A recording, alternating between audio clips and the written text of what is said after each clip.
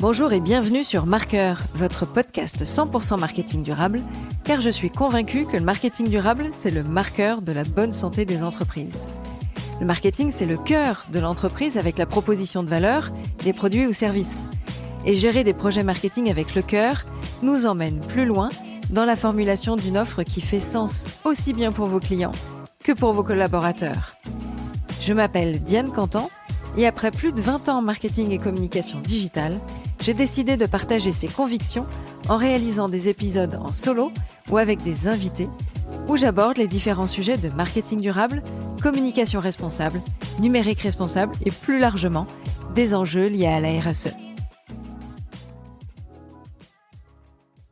Quand j'accompagne des entreprises dans leur démarche RSE, notamment celles du secteur tertiaire, les enjeux de diminution de l'empreinte carbone concernent souvent les déplacements des équipes ou l'énergie des bâtiments. Mais pour autant, le numérique, l'IT, est un axe à ne pas sous-estimer. Le numérique représente 4% des émissions de gaz à effet de serre dans le monde et sera en forte croissance ces prochaines années. L'IA, notamment, sera une des raisons. On a souvent l'impression que le numérique, finalement, ça consomme rien parce qu'on ne le voit pas, mais ce qui est loin d'être le cas. Alors, vous l'aurez compris, aujourd'hui, avec mon invité, on va comprendre comment réduire l'empreinte carbone de l'IT. Bonjour Julien. Bonjour Diane.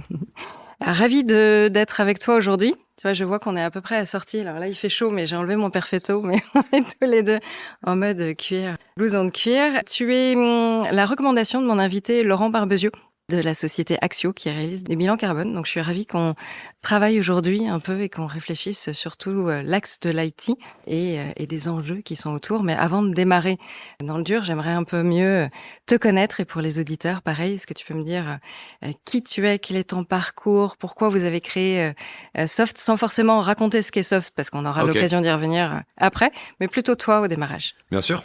Déjà, merci à Laurent que j'ai croisé la semaine dernière à ProDurable. C'est sympa d'avoir recommandé mon profil.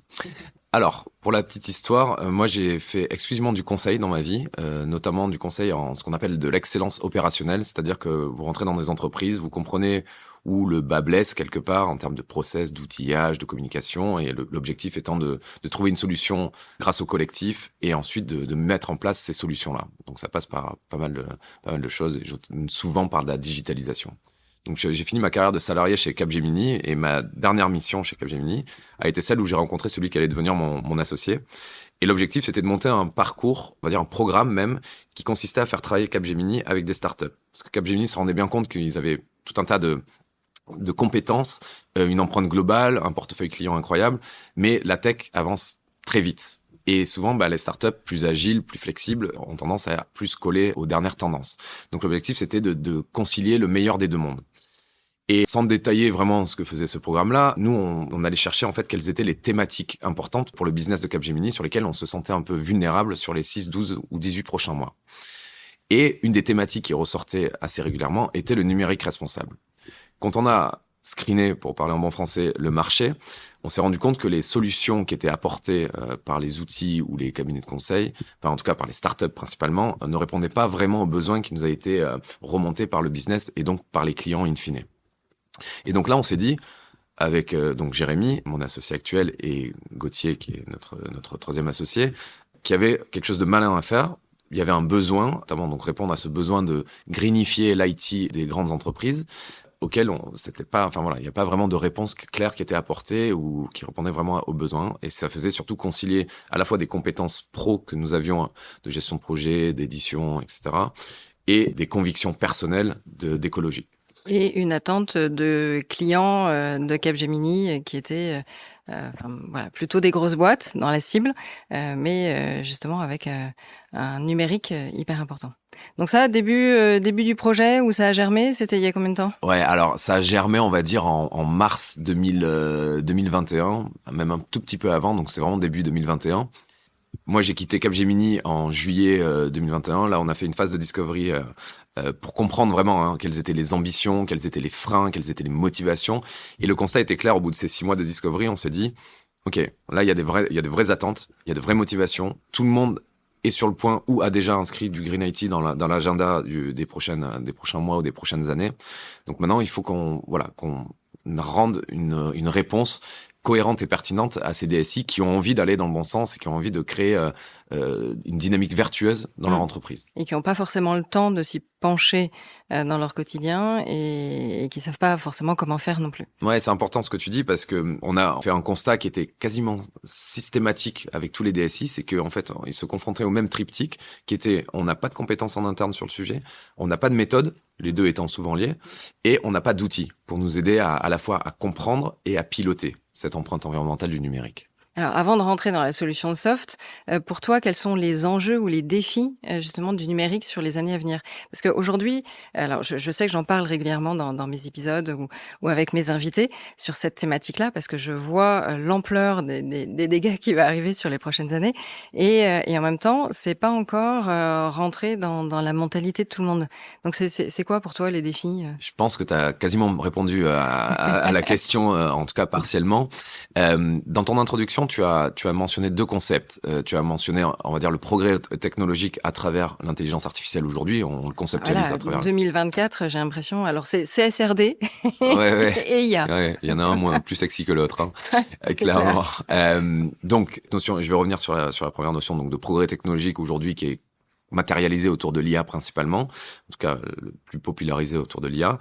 Et la deuxième, c'est la sensibilisation, la connaissance. Aujourd'hui, le digital, pour encore beaucoup de personnes, ça paraît intangible, immatériel. Exactement ce que tu disais.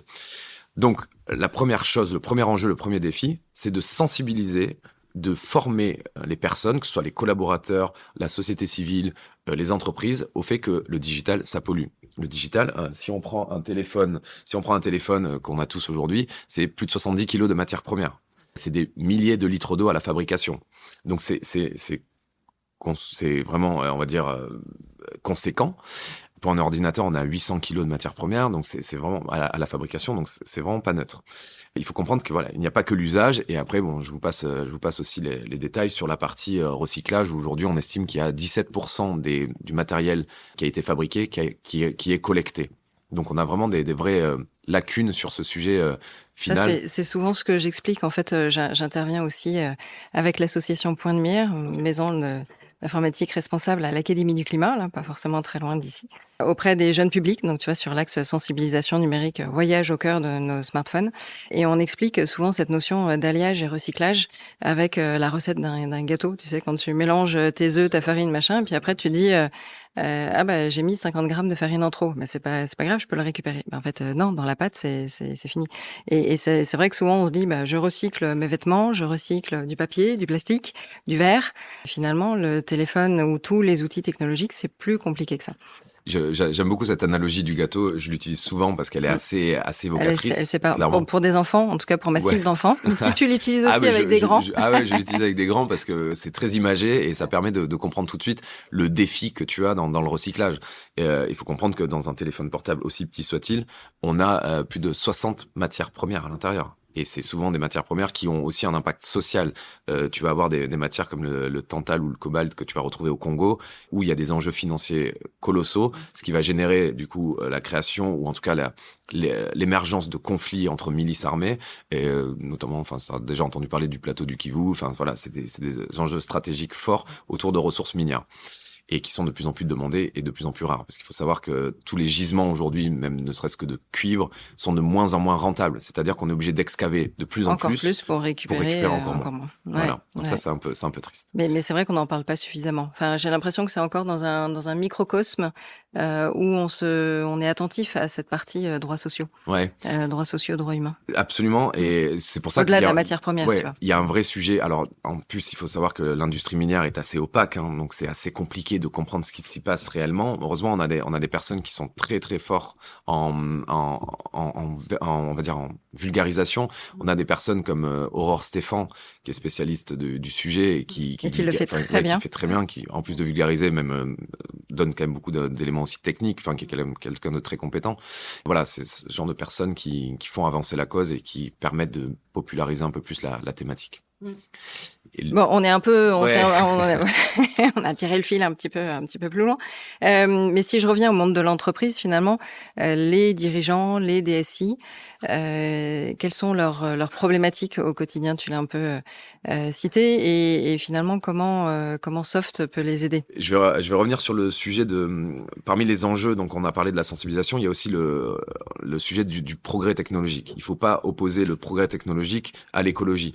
Souvent, on entend, bon, par exemple, on va dire l'IA, c'est le progrès technologique et l'écologie, c'est le retour à la bougie. Non, tout est conciliable. Simplement, il ne faut peut-être pas toujours utiliser la technologie à mauvais escient. Enfin, aujourd'hui, on voit que l'IA est utilisée à tous azimuts. Il faut bien réfléchir aux cas d'usage dans lesquels on l'utilise. Quel type de technologie d'intelligence artificielle on va utiliser pour quel cas d'usage? Parce que souvent, on va retrouver des gens qui utilisent du chat GPT pour modifier un mail ou pour écrire un mail en anglais. C'est concrètement, d'un point de vue environnemental, c'est prendre un bazooka pour tuer une mouche. Donc, c'est vraiment disproportionné. Donc, dans les entreprises, finalement, on va retrouver les mêmes enjeux, les mêmes défis. Comment faire comprendre aux collaborateurs qu'un téléphone, on n'a pas besoin de le changer tous les 2 ans, l'ordinateur de même. Il y a ce sujet aussi un DSI, lui, enfin une DSI de manière générale, une direction informatique dans une entreprise, ses objectifs, c'est des objectifs de service liés à des contraintes budgétaires. Donc il faut s'assurer qu'il y ait une performance du système d'information, qu'il y ait une sécurité évidemment sans faille, et tout ça doit rentrer dans un budget contraint. L'objectif de Soft aujourd'hui, et plus largement des personnes qui travaillent dans le numérique responsable, c'est d'intégrer une 4e dimension dans la prise de décision de nos chers DSI, qui est l'empreinte environnementale du numérique. Donc là, ça veut dire quoi? Ça veut dire qu'aujourd'hui, pour leur fournir ce genre de solution, la première étape, c'est la collecte de données. Il faut déjà savoir où capter la donnée, voilà, et où ce qu'on fait. On ne sait pas ce qu'on ne sait pas. Donc il faut, ou pas de progrès sans mesure. Et ça, aujourd'hui, la DSI ou les DSI de manière globale n'ont pas forcément cette mesure donnée. Alors, il y a certains fournisseurs qui leur envoient des informations, qui leur envoient des rapports. Souvent, ça a une granularité qui est pas assez fine pour piloter ou pour prendre des décisions. Souvent, c'est avec une méthodologie qui, on va dire, black box, donc j'entends par là, qui est très opaque. Nous, l'objectif, c'est vraiment d'aller collecter de l'information de manière industrialisée déjà, pour être capable de, quand on prend une décision, de voir les impacts tout de suite de ce qu'on a fait. Donc ça, c'est important. C'est un peu opposé à ce qu'on voit dans des bilans carbone, en fait. Les bilans carbone, c'est on récupère la donnée une fois par an. L'année d'après, on récupère la donnée et on espère, on croise les doigts en disant, pourvu que j'ai pris la bonne, les bonnes décisions. Tendance. Ouais, la bonne décision. Et du coup, avec Soft, tu es dans un schéma de simulation, ou c'est à l'instant T ce qui se passe? C'est justement ça. Donc nous, on fait de la collecte industrialisée. Ce qui est important, c'est ça. Donc c'est d'avoir cette collecte qui permet donc d'alimenter la plateforme de manière très régulière, pour ensuite convertir ces données d'activité, parce que nous, au final, ce qu'on vient gérer, c'est le nombre d'ordinateurs, la consommation des ordinateurs ou des serveurs, ce que vous allez consommer dans le cloud, etc. Donc tout ça. C'était justement ma question d'après. C'est au final, toutes ces données, c'est quel type de données? C'est ça. C'est la donnée primaire, ce qu'on appelle la donnée primaire. L'objectif, c'était la première proposition de valeur qu'on voulait soumettre à nos clients et prospects. C'était vous fournir capter la meilleure donnée pour venir ensuite vous fournir la meilleure empreinte environnementale du numérique. Parce que, évidemment, si la donnée à l'entrée n'est pas bonne, votre empreinte, elle va être très floue ou très, très vague. Donc là, l'objectif, c'est vraiment ça, c'est d'aller collecter la meilleure donnée, la plus granulaire et le plus régulièrement possible, qu'on va ensuite convertir en données environnementales. Et c'est là, une fois qu'on a cette donnée environnementale, donc on a notre, on va dire, cockpit de pilotage, et on est capable donc de savoir où sont les grands facteurs d'impact. L'objectif avec ça, c'est surtout de se dire, à la fois de pouvoir monitorer au jour le jour son empreinte environnementale et de voir les impacts des décisions qu'on a prises auparavant, mais aussi de pas passer de temps sur des on va dire sur des cas d'usage, sur les fausses bonnes idées. Ouais, c'est ça, sur les fausses bonnes idées. Et c'est le cas par exemple des mails très souvent. C'est ça, le tri des mails. Voilà, on a entendu beaucoup parler. Supprimez vos mails. Ouais, faut vraiment à choisir, gardez votre ordinateur un an de plus, mais envoyez autant de mails que vous voulez, presque. Alors sans les pièces jointes qui font trop de quoi. Ça génère beaucoup d'impact sur le réseau, etc. Les mails ont un impact, c'est indéniable.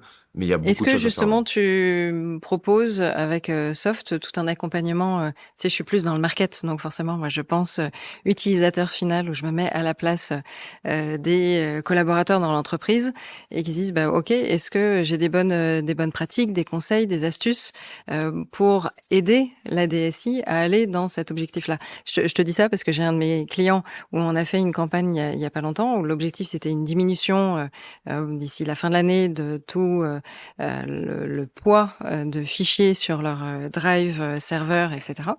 Et donc on a, distillé quelques infos et bonnes pratiques pour inciter, les collaborateurs à agir, à prendre, 1/2 heure, 1 heure de leur temps, dans la semaine et faire un peu de ménage.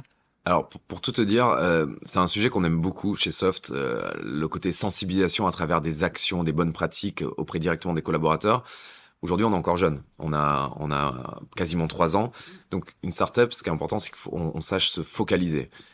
Aujourd'hui, la personne à qui on s'adresse en entreprise, c'est C'est la le DSI. DSI. Exactement. Donc, nous, on leur fournit les armes pour qu'ensuite, ils puissent aller voir les collaborateurs avec les bons insights ou en tout cas les bons éléments, les bonnes données pour qu'ensuite, ils puissent engager des dynamiques vertueuses au sein de l'entreprise. Mais nous, voilà, c'est vraiment focalisé sur la DSI. Je te dis pas que plus tard, on n'ira pas parler directement aux collaborateurs, Non, mais fournir mais des éléments exactement, pour aller un peu plus loin, dans cet axe-là. exactement. Et donc, si je finis le déroulé, une fois qu'on a, tu vois, ce cockpit de pilotage, l'objectif, nous, ce qui nous importe le plus aujourd'hui, c'est de venir actionner, décarboner son empreinte, décarboner, et c'est un mot un peu, c'est presque galvaudé parce que nous, quand on parle de décarbonation, encore une fois, c'est un abus de langage, mais c'est comment on va venir réduire l'empreinte environnementale du numérique de nos clients. Ce qui est important, c'est de savoir qu'il n'y a pas que le carbone, évidemment. Il y a d'autres critères. Nous, on prend des critères comme la consommation en eau, comme les ressources abiotiques, qui sont des ressources minérales. Enfin, ouais, qui sont des ressources minérales. Et ça, c'est des choses importantes pour éviter aussi de se focaliser sur un seul critère et se rendre compte qu'en fait, on est en train de faire ça au détriment d'autres critères. Donc ça, c'est important d'avoir une vue assez holistique. Et une fois donc on a ce cockpit de pilotage, nous ce qu'on veut donc c'est réduire l'empreinte. Et pour réduire l'empreinte, c'est donc se focaliser sur les bons cas d'usage et fournir les bons leviers à nos clients. Donc on a tout un catalogue de leviers. Les clients vont choisir les leviers, on va les aider à choisir les leviers qui sont les plus pertinents en fonction de leur profil de pollueur, on va dire quelque part. Et ensuite, on les positionne dans des simulateurs. Ces simulateurs, ça les permet de scénariser une nouvelle configuration, une nouvelle situation. Par exemple, en allongeant la durée de vie du matériel. Par exemple, en déplaçant des instances cloud d'Allemagne et en France parce que l'énergie est plus décarbonée en France. En éteignant certains serveurs. Par exemple, des environnements de développement qui sont utilisés par les développeurs, donc que pendant la semaine. Pas besoin que le serveur tourne le week-end. Ce genre de choses. Ou la nuit, exactement. Et ça, c'est des choses qu'on constate encore aujourd'hui. Donc voilà, le but, c'est vraiment de les projeter à l'aide de ces simulateurs et de leur donner à la fois un ROI, donc un retour sur investissement environnemental, donc quel est le gain en CO2 ou autres critères, et en euros. Parce que, on va pas se mentir, la langue maternelle du DSI, de la DSI, ça reste aujourd'hui encore l'euro. Ou de n'importe quel dirigeant, de toute façon, enfin, ou des directions, hein. Voilà, il faut faire concilier les deux métriques. C'est un peu la même chose. Et on aboutit souvent à un conseil de reco d'achat plus responsable. C'est quoi? Ou de travailler avec des prestataires, d'hébergeurs de données. Tu disais, bah, transférer les données qui sont hébergées en Allemagne, les ramener en France ou d'autres choses. Qu'est-ce qui revient le plus souvent en termes de scénarisation ou de recherche d'action? Alors, un des leviers principaux dans des pays comme la France où l'énergie est très décarbonée, donc t'es moins sur la partie usage, ça va être l'allongement de la durée de vie de ton matériel, par exemple. L'allongement de la durée de vie de ton ordinateur, de ton smartphone ou de tes serveurs. Tu as évidemment la localisation de tes infrastructures. Si elles sont en France, tu as déjà gagné une grande partie grâce à l'énergie décarbonée. Je dis pas encore une fois que le nucléaire, ça ne pollue pas, mais on parle de CO2 actuellement, donc voilà, on n'a pas des mines de charbon On n'en a plus. ou de gaz, voilà, qui viennent alimenter ces centrales électriques. Il y a effectivement aussi la partie reconditionnement, donc où aujourd'hui la tendance qu'on voit quand même plutôt dans les entreprises, c'est on voit que c'est quand même plus facile de donner du matériel déjà utilisé à des reconditionneurs ou à des associations, ce qui est déjà très bien. c'est plus difficile déjà d'amener du reconditionné, d'acheter, ouais. voilà, d'amener du reconditionné pour les collaborateurs. Mais on voit que nous, parmi nos grands clients, qui sont quand même, pour beaucoup, font partie du CAC 40, c'est quand même des réflexions qui sont menées et qui sont proposées en haut lieu. En fait, la réponse en face, c'est pas un côté, c'est dissonant avec la sécurité. Si je prends un appareil qui va être reconditionné, ou alors ça va être que pour une catégorie de mes collaborateurs, mais surtout pas pour ceux de la DSI, ou je sais pas. Comment tu fais Ouais. Souvent, cet axe avec la sécurité? on peut se voir opposer le fait de la sécurité ou du non-maintien de certains, ce qu'on appelle des OS. Par exemple, si tu prends Windows 11 qui est en train d'arriver sur le marché, ben, moi j'ai des clients qui doivent balancer 10% de leur parc ou 15% de leur parc parce que les ordinateurs ne sont plus compatibles avec Windows 11. Ça veut dire que donc Windows 10, Microsoft ne va plus le maintenir, il y aura plus de patch de sécurité, etc. Ce qui veut dire que potentiellement tu as des failles et ça, les entreprises, la sécurité, c'est un peu red flag, hein, c'est un peu l'épouvantail total. J'aurais presque pu dire dans la 2024 à CSRD, l'IA et la sécurité ou la cybersécurité. Qui me suit depuis des années, hein, et Oui, c'est pas fini. mais qui prend encore plus d'ampleur. Ou en tout cas pour, pas forcément que les grosses boîtes, mais toutes les entreprises peuvent être touchées ou ciblées. Absolument. Donc, pour répondre à ta question, j'ai envie de te dire, il y a des solutions pour tout. Tout dépend aussi des discussions qu'on peut avoir avec les responsables de sécurité informatique. Mais bien sûr, c'est des arbitrages, c'est des choix. Et là où on voit vraiment la conviction profonde de certains de nos clients, c'est quand il y a des choix à faire entre un modèle, une nouvelle situation qui vous fait gagner d'un point de vue environnemental, mais qui va vous coûter un peu plus cher d'un point de vue euro. Et là, on voit vraiment qui a des convictions profondes. Et là, tu rigoles parce que tu visualises, là, j'imagine que tu te visualises avec certains clients. Et ça signifie qu'ils sont pas prêts à aller jusqu'à ces convictions-là pour l'instant? Pas tous. Nous, on a des clients vraiment convaincus qui ont fait des choix où ça engageait un budget supplémentaire, mais parce que ça allait diviser drastiquement l'empreinte environnementale du numérique, du cloud ou des serveurs, etc. Donc non, on a vraiment des personnes engagées dans notre portefeuille client et on en est assez fiers. Ça, c'est plutôt bien. Est-ce que la DSI, justement, peut insuffler la bonne parole auprès de la direction si jamais les équipes dirigeantes ne sont pas complètement convaincues? La DSI, c'est généralement une direction puissante, influente dans une organisation, parce qu'elle est distillée dans toute l'organisation, parce que le numérique, c'est universel, c'est des fournisseurs de services, hein, quelque part, parce que c'est eux qui permettent à la boîte de tourner, parce que les entreprises étant de plus en plus digitalisées. Donc oui, définitivement, la DSI a un pouvoir d'influence vers le top management. Bonne nouvelle pour Soft. Absolument, absolument. Alors, comment ça fonctionne? C'est un abonnement? C'est un one-shot? Absolument, c'est un abonnement, c'est un logiciel qu'on installe directement chez nos clients, qui se branche avec des connecteurs pour justement récupérer cette donnée de manière très industrialisée et automatisée. Et ensuite, voilà, il y a un abonnement et nous, on vous accompagne dans votre trajectoire de réduction d'empreinte environnementale du numérique. Et tu as quel type de clients? Parce que tu parlais des boîtes de CAC 40. On parlera peut-être un peu de comment Soft a grandi un peu plus vite ces derniers temps. Ouais. Mais quelles sont les autres cibles? Est-ce que c'est que les grosses boîtes? Alors, par rapport au prix, peut-être au budget de ton abonnement, est-ce que ça va limiter d'autres tailles de PME avec 200 personnes? Alors, ouais, en fait, il y a tout type de segments et de typologies d'entreprises qui sont concernées et qui sont impliquées dans le numérique responsable. On voit effectivement que la tendance est quand même plus forte dans les grandes entreprises ou les entreprises de taille intermédiaire, ce qu'on appelle les ETI, parce que ce sont souvent des entreprises qui sont à la fois déjà plus exposées, mais aussi qui ont aussi des budgets, des moyens. Ils ont des personnes pour travailler sur ces sujets-là.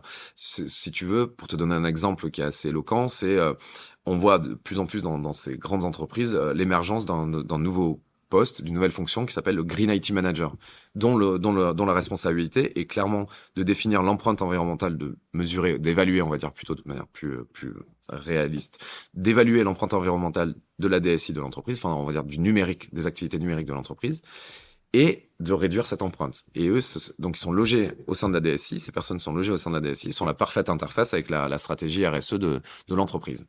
Donc c'est ça aussi, ça permet, pour une solution comme Soft, c'est important d'avoir ce genre de personnes dont c'est le métier. Nous, c'est vraiment nos utilisateurs premium, on va dire, parce qu'on sait que C'est eux qui vont utiliser Soft, qui vont diffuser la bonne parole et qui vont pouvoir activer les leviers et aller voir les équipes pour dire voilà, on pourrait faire ci, on pourrait faire ça, on a tel simulateur, etc.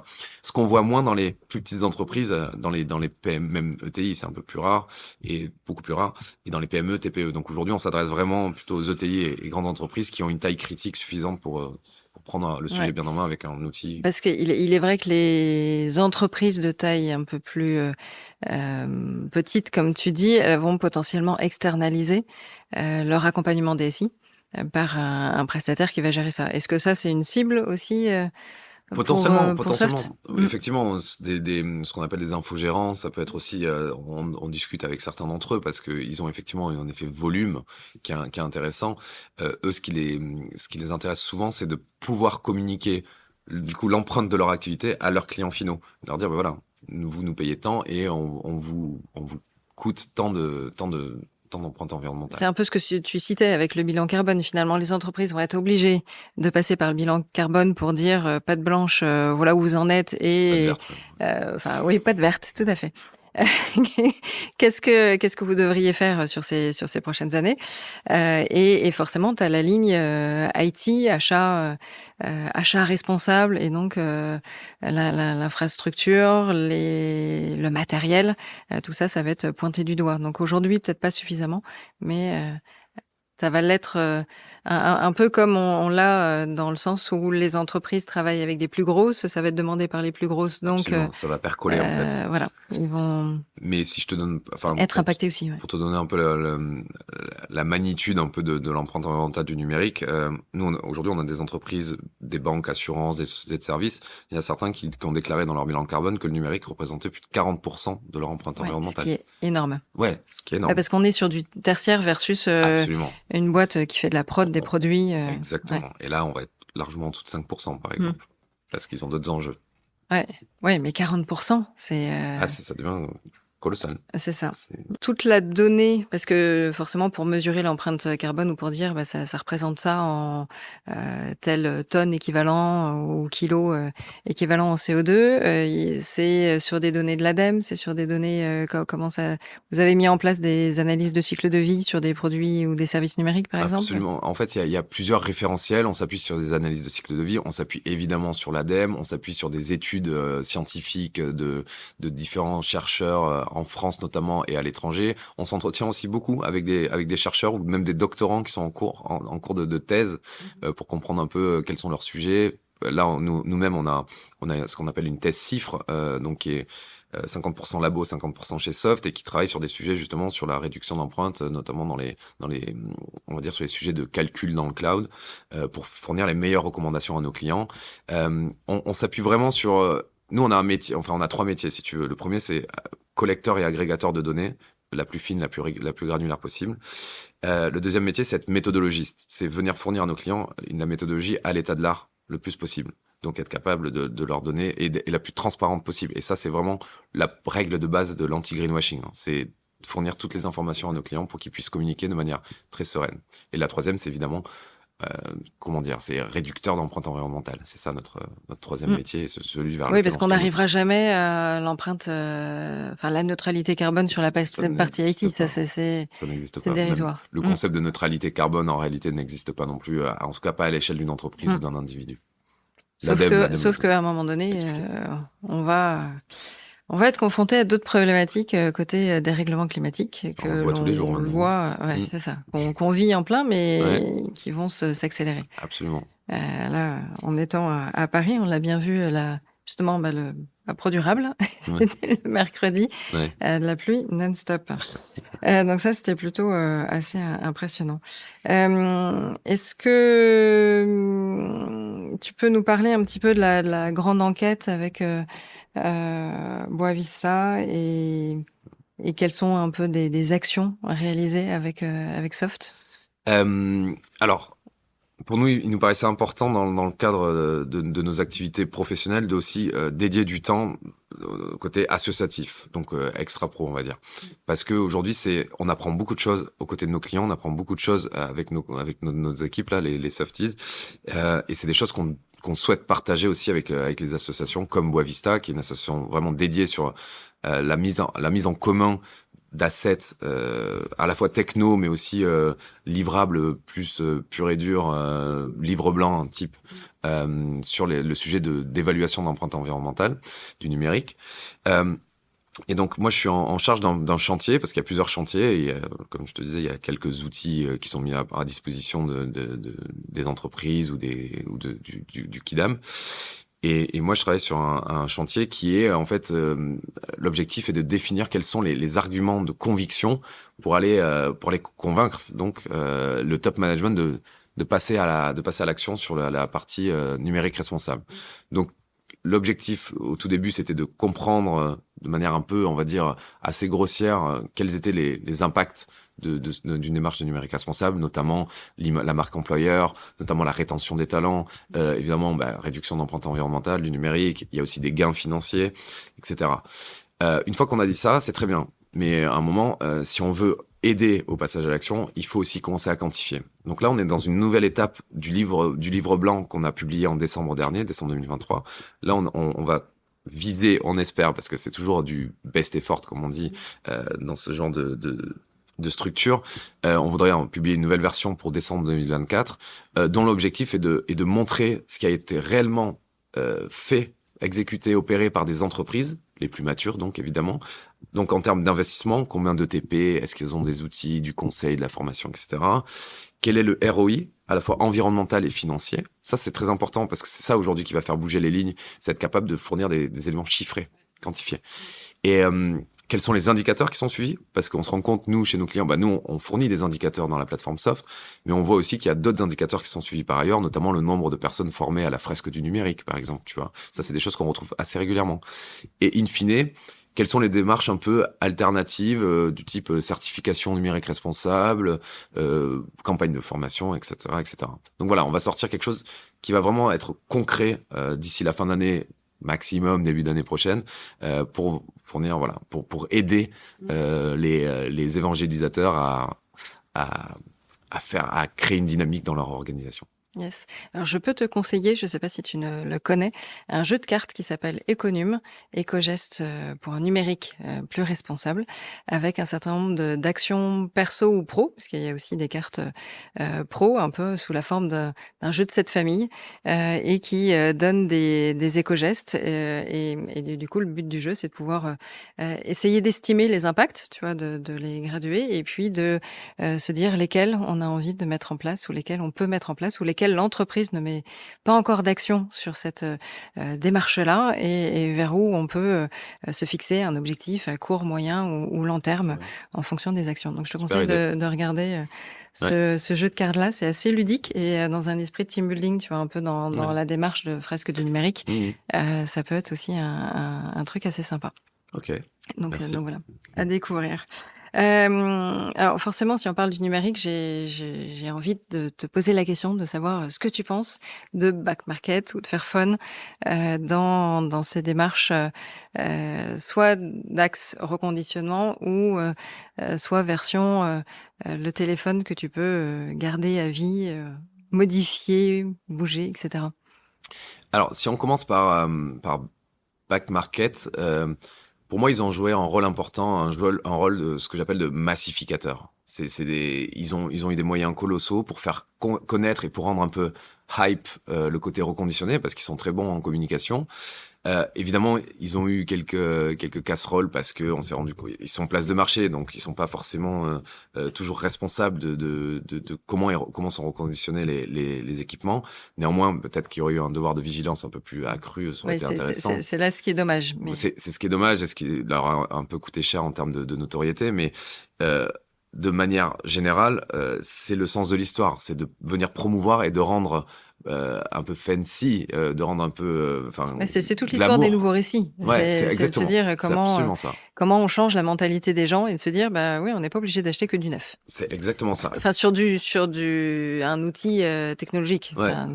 Et je trouve que là où le pari... Ouais, je suis exactement aligné avec ça, c'est les nouveaux récits, t'as raison. Et ça, ils ont su l'incarner réellement.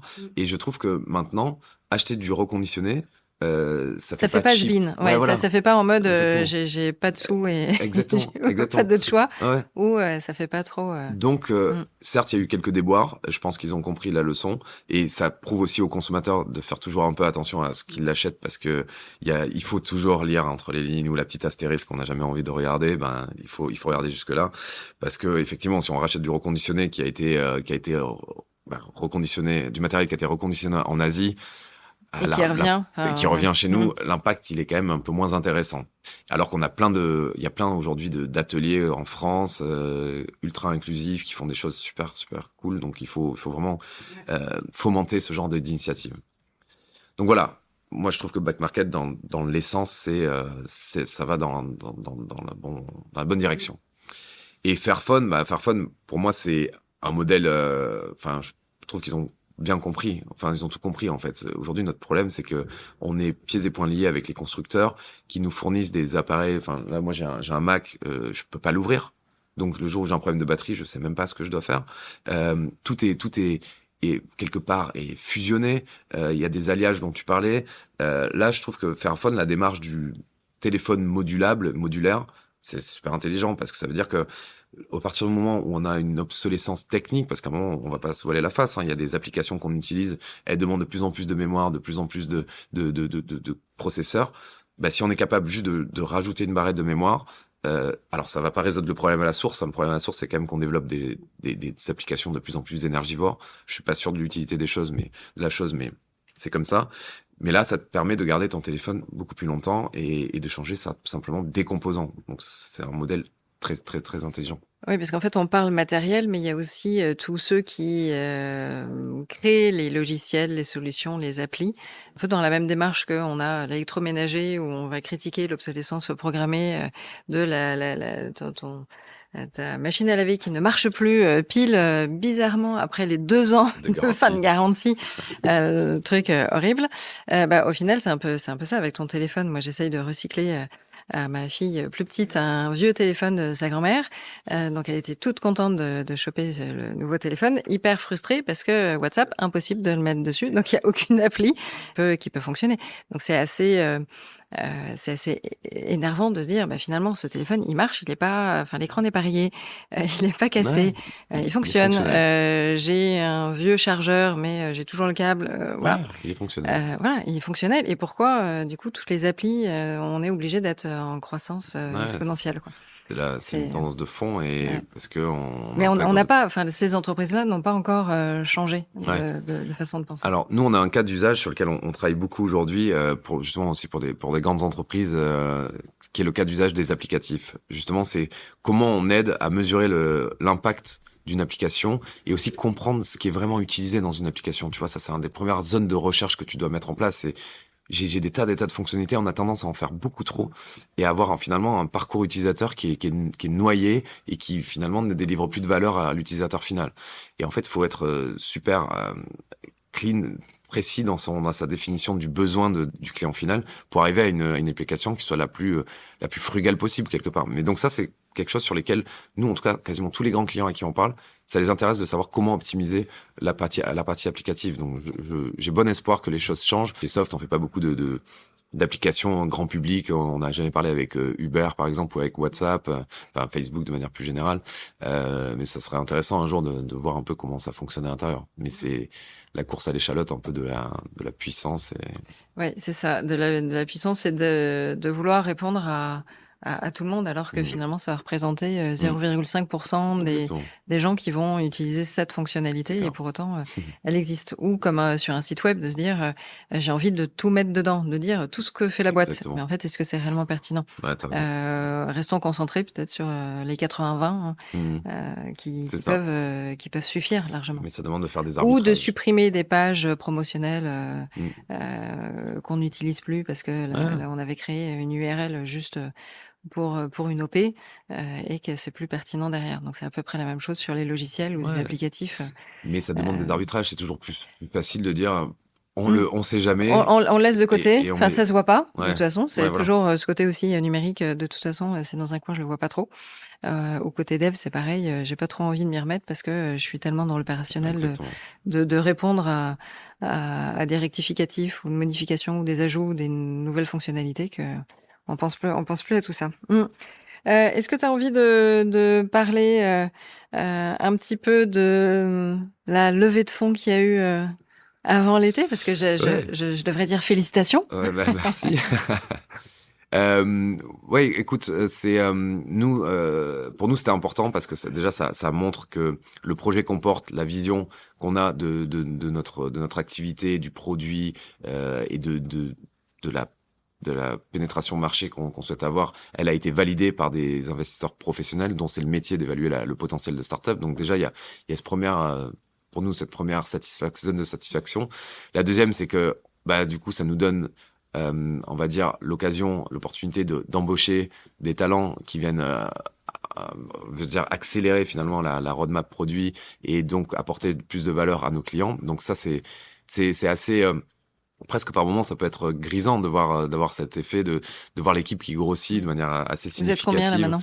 Aujourd'hui, on est une trentaine. Ah oui, c'est énorme. Ouais, ça fait beaucoup. Après, c'est loin d'un Enfin, parcours de je dis start-up. c'est énorme. Oui, Ouais. en proportionnel Ouais, voilà. avec le temps, tu vois. Ouais, parce qu'on a, Ouais. on a d'autres exemples de start-up à 3 ans, ils sont déjà. Oui, mais il faut pas aller trop Ouais. vite, trop. Nous, en tout cas, c'est notre tout de suite. positionnement. Ouais. On est sur une croissance modérée parce que justement, on tient beaucoup aux valeurs de l'entreprise et on veut pas que ça soit trop distillé ou trop, tu vois, dilué trop rapidement. Donc, on veut aussi être capable d'avoir un noyau dur autour de ces valeurs, que ça puisse percoler dans l'ensemble de l'organisation. Et parce qu'il faut que ça décante aussi des valeurs, ça s'impose pas non plus. C'est des choses qui prennent du temps. Et aujourd'hui, on est assez fiers de l'état d'esprit des équipes. On part en séminaire 2 fois par an. Ou pas trop loin, j'espère. Non, c'est Attention à l'empreinte, du tu sais. train, que du C'est train. le Non, séminaire, là, on c'est le part truc. pas, on part pas au Maroc ou en Europe de l'Est. Non, et on voit bien qu'il n'y a pas de silo entre les différents métiers ou on a deux localisations, Paris et Lyon. Tout le monde se mélange super bien. Et ça, pour nous, c'est super Donc important. là, tu as parce une que partie de l'équipe qui est ici dans au Wai, les de BNP locaux de Paribas, Wai. ouais. Et une autre partie qui est à Lyon. Donc voilà. Et ça, donc voilà, l'objectif de cette levée, c'est effectivement donc renforcer les équipes sur des sujets très très spécifiques, qui soient techniques, produits, commercialisation, notamment, ou partie gestion de projet, ce qu'on appelle les CSM, les Customer Success Manager. Et aussi, c'est nous aider à l'internationalisation Oui, c'est ce que j'ai vu en préparant. Ouais. Effectivement, il y a une vraie volonté. En plus, le nom soft passe assez ouais. facilement. Bah, j'imagine bien. Normalement, tu penses à ça quand tu On tu essaye. crées ta marque, Ouais. tu vois. D'être bien conseillé dès le départ et de pas rester sur un mot franco-français, imprononçable ailleurs. Ouais. Et donc, il y a des pistes là aux Ouais, US. Alors, pas forcément US au démarrage, mais Europe dans un premier temps. Les US, effectivement, on regarde ça un peu de loin. On a eu quelques touches assez intéressantes, mais c'est un marché qui est complexe. Et qui est pas encore prêt. Je crois que c'était Ouais. Jérémy qui en parlait pas, peut-être pas. Ouais, effectivement. Forcément toi, de ce que j'avais vu, mais On n'est pas encore sur comment dire, sur une prise de conscience très très très accrue chez eux, mais c'est des choses qui vont venir. C'est assez rare de se dire que c'est la France qui est en avance, tu vois. Ouais, en profitant pour une fois. Normalement, c'est plutôt les US qui ont 10 ans d'avance sur les sujets. Ils sont souvent en avance sur les sujets business. Là, on est sur un sujet environnemental, c'est peut-être, ça les concerne un peu moins bizarrement. C'est quand même le deuxième pays le plus émetteur au monde, donc c'est pas forcément, ça va pas trop dans leur sens qu'on essaye de réduire les émissions de gaz à effet de serre. Donc le pays du pétrole de Texas. Ouais.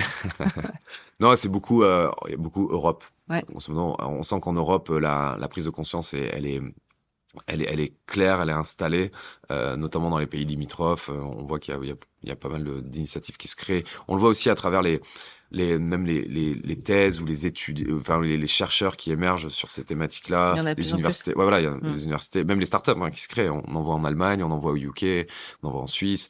Donc voilà, on sent que le sujet prend de l'ampleur. Donc c'était le bon moment, la création et la croissance qui est prévue pour Soft. Ouais. Est-ce qu'il y a d'autres choses que tu as envie d'ajouter avant que j'enchaîne sur la séquence classique des questions pour les invités? Non, écoute, je pense que nous, ce qui nous intéresse dans ce projet-là, c'est qu'on a su allier tech et conviction écologique, et c'était pas forcément super facile. Aujourd'hui, on est content de voir aussi le mouvement au sein notamment des grandes entreprises qui sont nos clients, mais il y a aussi à travers Boavista, je vois bien que dans des plus petites organisations, il y a plein de choses qui sont mises en place. Donc il y a une tendance de fond. Après, aujourd'hui, est-ce que moi je suis le mieux placé pour dire oui, il y a un vrai mouvement qui émerge parce que je baigne dedans tous les jours, et voilà, je fais partie de cet écosystème, mais j'ai quand même la conviction que ça devient quelque chose de beaucoup plus compris dans la société civile et même auprès des grandes des institutions. Enfin, il y a eu tu vois, des comités qui se sont créés, notamment sous l'égide du ministère de la Transition écologique, justement pour définir une feuille de route de décarbonation du numérique avec des acteurs principaux, surtout les manufacturiers, on va dire. Donc voilà, ça veut dire que ça y est, on commence à prendre conscience des enjeux du numérique et de qui soient à la fois environnementaux, sociaux et autres. Il y a pas que la dimension environnementale. Il n'y a pas que la dimension carbone. Bah, on Et en a pas parlé que la tout à dimension l'heure. carbone. Ouais, complètement. Qu'on ne maîtrise pas suffisamment, ou en tout cas qu'on ne communique pas suffisamment. Ok, pour ce point. On bascule côté question classique. La première qui concerne le nom de mon podcast Marqueur, le marketing durable, marqueur de la bonne santé des entreprises. Qu'est-ce que ça t'inspire, ce nom-là ? Bah écoute, nous par exemple, on a une activité marketing qui est assez forte pour une petite structure. On a 2 personnes qui s'occupent de ça chez Soft. Nous, on se pose souvent pas mal de questions sur ces sujets-là. Comment on arrive à avoir un marketing raisonnable, tout en faisant quand même de la pub, hein, en faisant connaître. Ouais, voilà. C'est quand même, pour moi, le milieu de la pub, c'est quand même un milieu très énergivore et très consommateur. C'est de l'opulence pour moi, la pub. Et le milieu de la pub, comme on connaissait dans les années 2000, 90, Bec BD. Tu vois, on a tous cette image-là d'opulence, clairement. Donc voilà, on essaie d'avoir une ligne directrice assez raisonnée et raisonnable, et notamment on aime bien aussi faire des choses qui sont pas forcément usuelles dans d'autres secteurs. Par exemple, on va mettre en avant d'autres initiatives, parfois presque même concurrentes sur certains bouts de propositions de valeur avec nous, parce qu'on pense qu'il y a un vrai jeu d'écosystème à mettre en avant, parce que voilà, enfin tu connais la phrase, voilà, ensemble on va loin. Donc c'est l'objectif, c'est un peu de mutualiser les forces, parce qu'on est encore un sujet de niche, hein, il faut quand même en être conscient. Donc on a vraiment cette vue très solidaire et écosystémique de notre sujet. Voilà. Ouais, ok, ça me va bien. Merci. Et est-ce que tu as un éco-geste que tu aimerais partager, soit que tu fais toi, soit que vous faites au niveau de Soft ici à Paris, à Lyon, avec les équipes ? Bon, alors j'en ai un très personnel ici au Y, parce que souvent les gens sortent de bureau ou des salles de réunion, on n'éteigne jamais la lumière, et ça c'est des choses je vois mon père qui passait derrière moi à la maison, c'est pas Versailles ici, tu vois. Là c'est la pub, tu vois, la force de la pub. Exactement. Et donc c'est un micro éco-geste. Non, sinon il y a une démarche qu'on suit, qu'on aime bien. Chaque année on fait ce qu'on appelle le Digital Cleanup Day. Ouais. Voilà, qui lance en mars. En mars, absolument, qui permet de faire le tri de sa boîte mail, de son OneDrive, etc. Donc ça, c'est quelque chose, en plus, c'est un projet collectif, c'est intéressant. On voit à la fin combien on a réussi par rapport à l'année dernière, comment on a réussi à réduire, à enlever, à déstocker. Et ça fait se poser aussi des questions. Donc c'est pas s'arrêter simplement à virer des mails ou à supprimer des dossiers. C'est aussi. Et c'est des réflexes. Exactement. C'est des réflexes à obtenir. Je crée un fichier et je crée une V1, V2, V3, V4. Une fois que ma presse est présentée, je supprime mes versions d'avant.